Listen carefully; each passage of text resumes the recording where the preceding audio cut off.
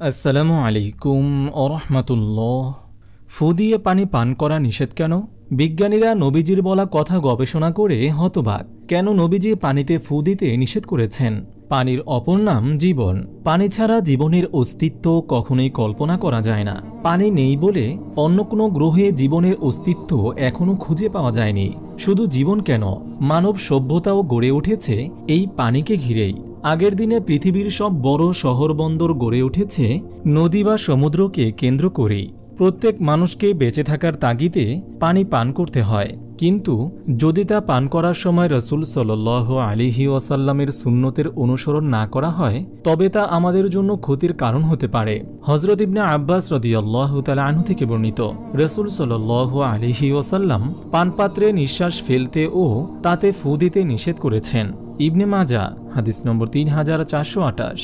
প্রিয়নবী সাল্লাল্লাহু আলাইহি ওয়াসাল্লাম আমাদের অনেক সূক্ষ্ম সূক্ষ্ম বিষয়েও দিক নির্দেশনা দিয়েছেন, যার মধ্যে অন্যতম হল পানি পানের সময় পাত্রে নিঃশ্বাস না ফেলা।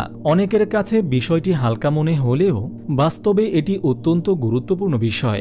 বেশিরভাগ সাধারণ মানুষই মনে করে এটি নিছক পানি পানের আদব, যেহেতু পানি পান করার সময় পাত্রে নিঃশ্বাস ত্যাগ করলে পাত্র ঘোলা হয়ে যায়। কিন্তু বাস্তবতা শুধু এটিই নয়, পানি পানের সময় পাত্রে নিঃশ্বাস ফেলার দরুন সেই পানি বিষাক্ত হয়ে যায়। বৈজ্ঞানিক গবেষণায় দেখা গেছে, মানুষ শ্বাস প্রশ্বাসের জন্য নাক ও মুখ দিয়ে অক্সিজেন গ্রহণ করে এবং কার্বন ডাই অক্সাইড ত্যাগ করে।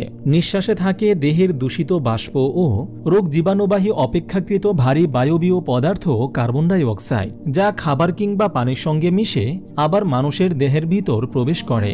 ফলে শরীরে বিভিন্ন রোগ জীবাণুর আস্তানা গড়ার সুযোগ সৃষ্টি হয়। বিশুদ্ধ পানির জন্য মানুষ কত কিছু না করছে।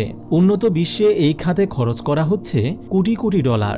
DWর তথ্য মতে জার্মানিতে 4 জনের একটি পরিবার বিশুদ্ধ পানির জন্য ১৫০০ ইউরো ব্যয় করে, যা বাংলাদেশি টাকায় হিসাব করলে ১,৪১,০০০ টাকা হয়। এত কিছু করার পরও যদি কেউ পানি পান করার সময় রাসূল সাল্লাল্লাহু আলাইহি ওয়াসাল্লামের এই হাদিসটির উপর আমল না করে, তাহলে তার পুরো পরিশ্রমটাই বৃথা হয়ে যায়। প্রশ্ন জাগতে পারে, অনেকের এভাবে পানি পান করতে গেলে নিঃশ্বাস বন্ধ হয়ে আসতে পারে কিংবা অতৃপ্তি থেকে যেতে পারে। তারা কি করবে? তার সমাধানও দিয়েছেন বিশ্বনবী সাল্লাল্লাহু আলাইহি ওয়াসাল্লাম। হযরত আবু সাঈদ খুদরি রাদিয়াল্লাহু তাআলা আনহু থেকে বর্ণিত, রাসূল সাল্লাল্লাহু আলাইহি ওয়াসাল্লাম পানীয় পানকালে তাতে ফু দিতে নিষেধ করেছেন। একটি লোক নিবেদন করল, পানপাত্রে যদি আমি খড়কুটো দেখতে পাই, তিনি বলেন, তাহলে তা ঢেলে ফেলে দাও। সে নিবেদন করল, এক শ্বাসে পানি পান করে আমি তৃপ্ত হই না। তিনি বললেন, তাহলে তুমি পেয়ালা মুখ থেকে দূরে সরিয়ে নিয়ে নিঃশ্বাস গ্রহণ করো। শুধু পানি কেন, যে কোনো গরম খাবারও ফু দিয়ে খাওয়া উচিত নয়, তাতে শরীরে জীবাণু প্রবেশ করতে পারে।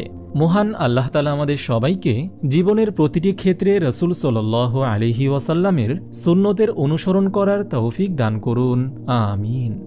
আপনি যদি এরকম ভিডিও আরও পেতে চান, তাহলে এই চ্যানেলটি সাবস্ক্রাইব করে পাশে রাখা বেল আইকনটি অন করে দিন।